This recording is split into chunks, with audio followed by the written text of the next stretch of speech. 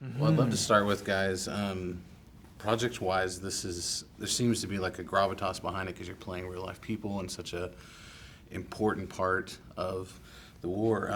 Did you approach it any differently because of that? I mean, was there a little bit more research into just finding the specific things that, Best or, the characters Clarence went through in their real life? Yeah, you have to. I mean, especially when you're playing someone real.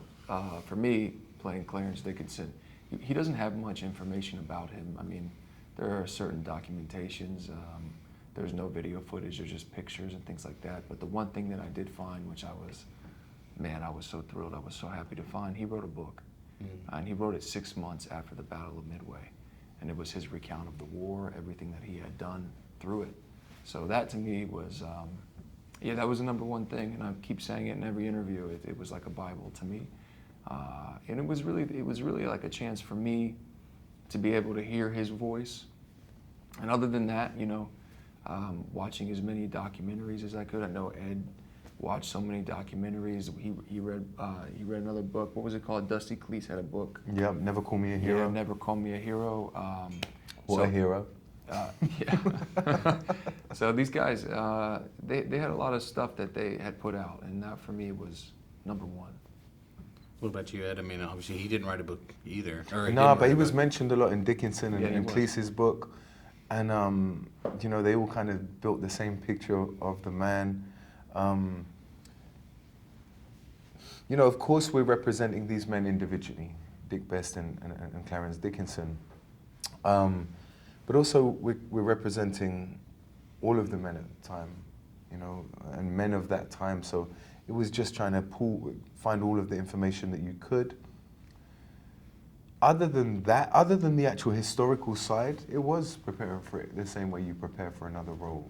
You're trying to access the right emotional state of beings for each scene and translate the vision of the screenwriter and the director.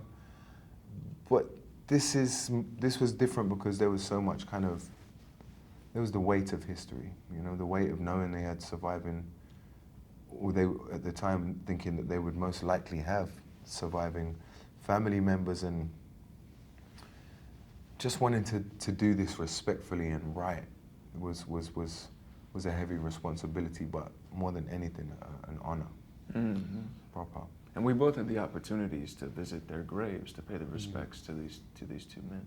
Very nice, yeah. That was a beautiful moment. It was. As far as the press tour, being able to show at Fort Island, to go to the Pentagon recently, that must kind of be surreal in How'd its you own. know about the Pentagon? I don't know. Hey. You got twins that help me get Oh, access. okay. Is it surreal to be doing a press tour even that seems different maybe? Yeah, man. Yeah, surreal. I don't need to. Yeah, it is surreal. I mean, truly, it was surreal. We woke up in the morning in Washington, and we went to Arlington, visit Dick Best's grave. And that was just something in itself. It was such a profound, amazing moment, and I was so grateful that I had Luke by my side there as well. Having gone on this journey with him. Then we went and did, a couple of hours of junket stuff. Then we went to the Pentagon. Then we screened it for the Department of Defense that evening, and we were going home, and we were like, "Whoa, what? This has been a week, hasn't it? How long have we been in Washington?" And it was just it's so overwhelming. And you can't even forget about Hawaii. We were in Hawaii, and we were hanging out with the Admiral of the Pacific Fleet at his house, at Nimitz's house.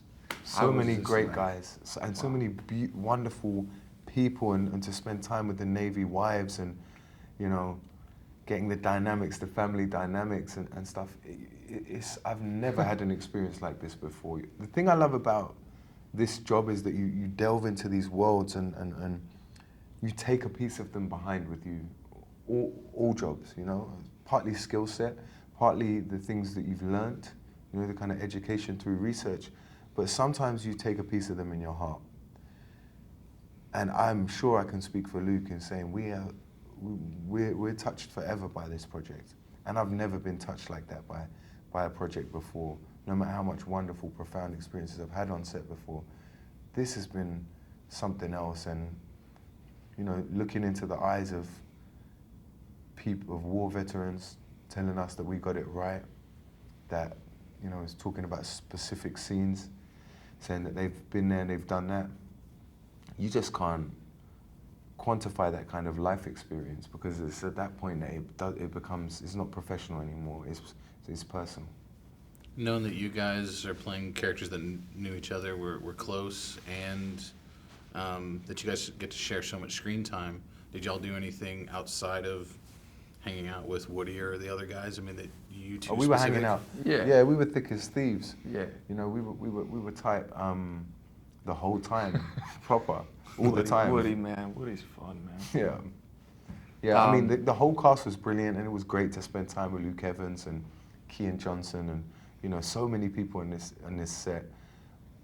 But we were homeboys the whole time, and, you know, also the nature of a shoot like this, where it's serving so many stories, it means that, you know, some people would just come in for 5 days. Other people we wouldn't even meet, because, you know, I only saw Patrick Wilson a couple of times because our scenes were so separate. But me and Luke were almost in every scene together. Day in, day out. Yeah, so you know, yeah, we were tight. We still are. It's a beautiful thing. I know you're not a New Jersey boy or Cincinnati boy, but hearing his Jersey accent, was it good? Was it quality? You say Cincinnati. What do you say? The Cincinnati boy? Yeah, right? Cincinnati? Yeah, I was born in Cincinnati. Yeah. Went to Mexico. I'm Yeah. Okay. Yeah. Done your research. Was I happy with his accent? yeah. No, it was terrible. But what about No. me and his North Carolina accent? Yeah. South. It was South Carolina. Yeah. Yeah, it was brilliant. It was brilliant. No, he did an amazing job, and it's funny because we had some Jersey boys from the Navy come up to him and be like, Yeah. "Hey, you got it right, my man." As soon as we came out of the first screening, this guy, we got back on the minibus, and he was like really emotional. Everyone had just been clapping. I was like close to tears. I come outside, sat down on the bus, and me and Luke couldn't really speak. I think we're quite similar in that way. We get a bit. I kind of just need to go to a dark room after an experience like that and just decompress. And then the bus started moving. It just stopped, and then the door opened up, and this guy in fatigues ran in, and his name was Psycho. And this woman was like, "Yeah, this guy wants to speak to you, Ed." And I was like, "Oh, what have I done? You know, oh no, help me, Luke, back me up." And he came and he said, "Look, I'm from New Jersey, and I can't believe you're English. You know, you nailed the accent, and that meant so much. Yeah. Yeah, that meant all the hard work was worth it, and I didn't completely embarrass myself." Is there anything that you did differently, knowing that you'd be playing officers? Like, I think something about no hands in pockets. I mean, anything like that? Well, like, that's not something I did differently, because I tried to do that. And then the military historians told me that I would not have my hands in my pockets when addressing my pilots in the pilot ready room. So I said, okay, I'll cross my arms then, you know, and switched it up. There was a lot of etiquette stuff we learned. I mean, the saluting was something I was very... Specific way how you hold your feet. But it was interesting because we did get quite a lot of different advice about the saluting.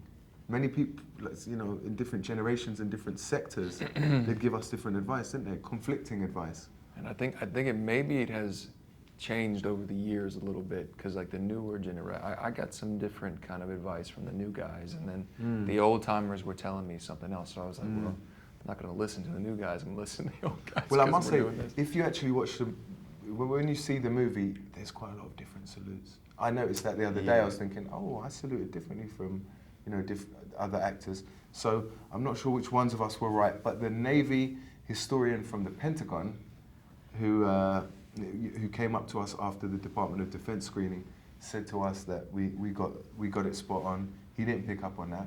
So if he's happy, I'm happy. Yeah, we're happy. Obviously, you guys move in and out of projects. I mean, I think you were on Maleficent for like 10 days, and into this with TV. Your schedule must be insane. What do you take from this role that you're hoping to take into your future roles? That's interesting. Oh, I don't know, man. I feel like I take this and I keep it in its own little, you know, box, and it's its own special thing. I mean, I take away friendship. You know, I've now met Ed, and I've met guys on this movie. I think that we'll be friends for life. I just feel blessed, you know. And if whatever comes on next, I don't want to compare it. I just want to keep that there and just move forward and try to do the best I can. And hopefully I can do stuff like this again. And I just don't know, you know, because this was a pretty incredible experience. So like, This is setting the bar, so Yeah. a little bit. Yeah. Hopefully I can do stuff like this, yeah. I think I'll go back to the British wartime motto of keep calm and carry on. You know, everything's going. I'm pleased at how I'm improving as an actor. I don't think I'm close to where to fulfilling my potential. I've got a lot to improve on, and so. But I really try hard to improve every time, and so I'm proud of this movie. I'm proud of all of our performances, and so for me it's just keep calm, carry on, keep working my socks off. I'm doing the right things and just keep improving.